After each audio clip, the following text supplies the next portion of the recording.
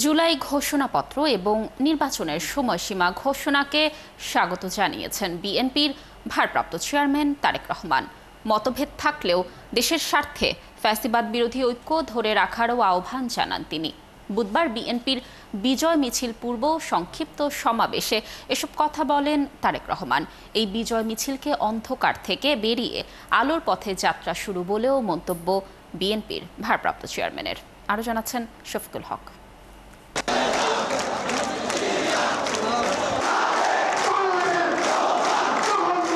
সময়টা অগাস্ট, তবে ইতিহাসের আরেক দিগন্ত উন্মোচনের মাস জুলাই যেন এখনো রাজপথে।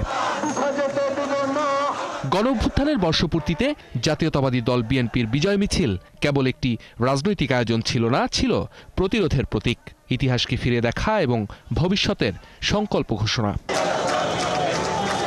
নয়াপল্টন থেকে শুরু করে শাহবাগ, কাঁধে ব্যানার, হাতে পতাকা, চোখে আগামীর স্বপ্ন। ঢাকা মহানগর, আশপাশের জেলাসহ বিভাগের নেতাকর্মীরা এসেছেন মিছিলে, একই স্লোগানে, একই বিশ্বাসে। মিছিল পূর্ব এক সংক্ষিপ্ত সমাবেশ হয় নয়াপল্টন দলীয় কার্যালয়ের সামনে, যেখানে লন্ডন থেকে ভার্চুয়ালি যুক্ত হয়ে বক্তব্য দেন বিএনপির ভারপ্রাপ্ত চেয়ারম্যান তারেক রহমান। জুলাই অভ্যুত্থানের বর্ষপূর্তির এই মিছিলকে কেবল অতীত স্মরণ নয়, বরং ভবিষ্যতের সিঁড়ি হিসেবে আখ্যায়িত করেন তিনি। আমি বলবো, আজকের এই মিছিল অন্ধকার থেকে বেরিয়ে আলোর পথে যাত্রা। বক্তব্যে আসে নির্বাচন প্রসঙ্গ। অন্তর্বর্তী সরকারকে ধন্যবাদ জানিয়ে জনগণের অধিকার প্রতিষ্ঠার যে সম্ভাবনা তৈরি হয়েছে, সেই সুযোগ কাজে লাগানোর তাগিদ দেন বিএনপির ভারপ্রাপ্ত চেয়ারম্যান। এই যাত্রা কিন্তু খুব সহজ নয়।